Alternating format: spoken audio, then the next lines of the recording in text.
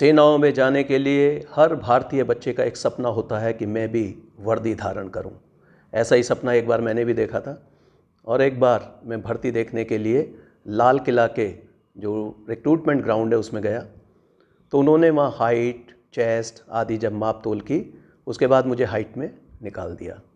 तो मुझे बहुत बड़ी निराशा हुई, लेकिन मेरा एक सपना था कि मैं वर्दी ज़रूर धारण करूँगा। लेकिन आज जब मैं युवाओं को देखता हूँ जिनको एक नई योजना के बारे में जैसे ही बताया गया, अग्निपथ, कि इससे अग्निवीर बनेंगे और वो कई विभागों में जाकर अफसर भी बन सकते हैं, सीएपीएफ में जाकर या असम राइफल में जाकर उसमें उनके लिए रिजर्वेशन होगा। वो एक ऐसे युवा के रूप में ट्रेंड होकर निकलेंगे कि जो टेक्नोलॉजिकली बहुत सारे स्किल सीख कर आएंगे, उनके पास नई डिग्री, नए सर्टिफिकेट्स होंगे,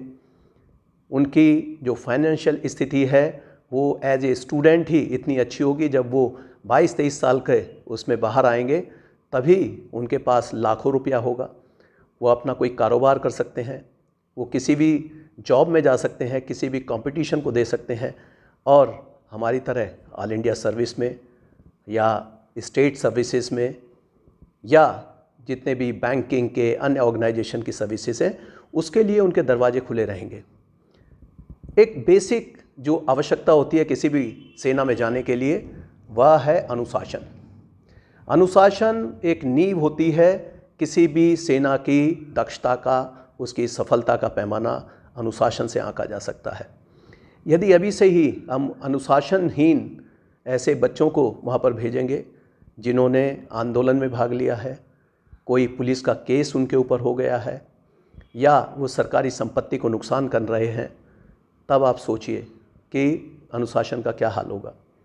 इसलिए अभी आपने देखा होगा कि भारतीय सेनाओं के जो प्रमुख हैं उन्होंने ये घोषणा की है कि एक सर्टिफिकेट प्लेज आपको साइन करनी होगी कि मैं अनुशासित रहा हूँ, मैंने अभी तक किसी भी ऐसे आंदोलन में जिसमें तोड़फोड़ की हो, उपद्रव किया हो, भाग नहीं लिया है, और ये हस्ताक्षरित एक आपको प्लेज देनी होगी और पुलिस वेरिफिकेशन तो होना ही है।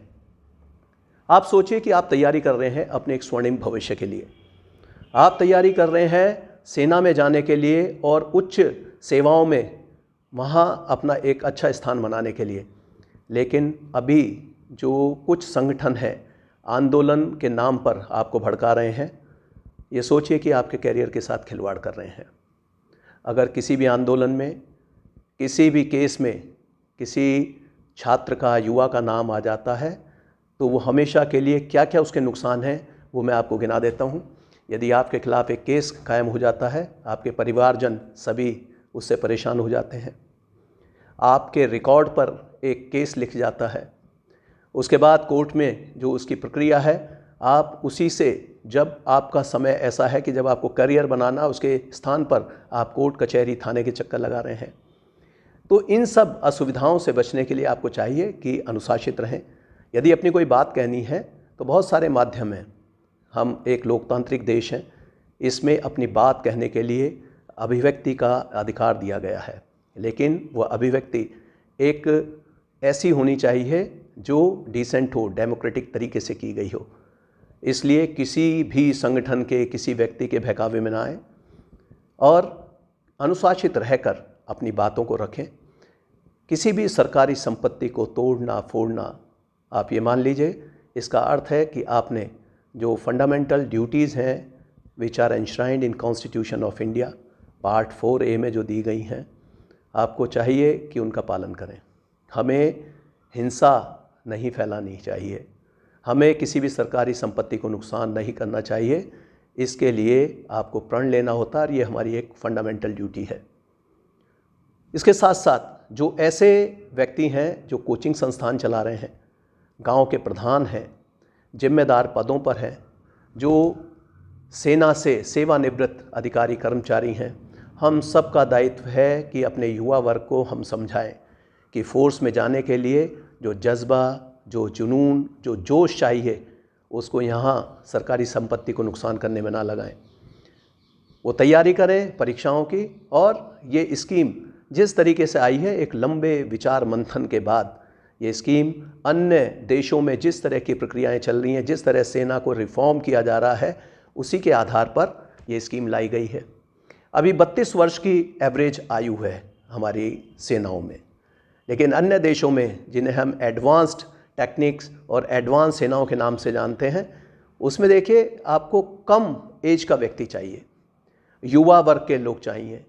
तो अब जो 17.5 वर्ष की जो आयु रखी है एंट्री के लिए अग्निपथ में, इससे क्या होगा कि युवा वर्ग मिलेगा, वो टेक्नोलॉजिकली ज़्यादा साउंड होंगे, ट्रेनेबिलिटी उनकी ज़्यादा होगी, और जब आप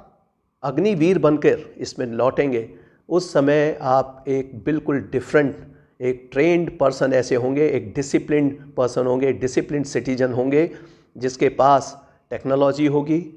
स्किल होगी, पैसा होगा और एक उत्तम चरित्र होगा। उसके बाद जब आप किसी भी क्षेत्र में जाएंगे तो मैं दावे से कह सकता हूँ कि आपको अफसर बनने से, बड़ा व्यक्ति बनने से, बड़ा कारोबारी बनने से कोई नहीं रोक सकता। तो मेरा आप सभी से अनुरोध है कि कृपया किसी भी बंद, किसी भी हिंसा उसका हिस्सा ना बने, और यदि आप ऐसा करते हैं तो इसके नुकसान न केवल सर्विस में जाने से आपको रोकेगा, बल्कि ना आप पासपोर्ट पा सकते हैं, ना आपको कोई कैरेक्टर सर्टिफिकेट पुलिस के द्वारा मिलेगा जिससे कि आप कॉन्ट्रैक्टर का काम करते हैं, ठेकेदारी नहीं कर सकते, तो ना आप प्राइवेट काम कर सकते, ना किसी सरकारी नौकरी में जा सकते, और जब आपका वेरिफिकेशन नहीं होगा तो आप ये समझिए कि आपके लिए कितनी सारी समस्याएं बढ़ने वाली हैं। तो आप सबके सुंदर भविष्य के लिए मैं शुभकामनाएं देता हूं। कृपया आप सेना का हिस्सा बने, अग्निवीर बने, अग्निपथ जैसी स्कीम का भरपूर फ़ायदा उठाएं और देश का गौरव बढ़ाएं। धन्यवाद। जय हिंद।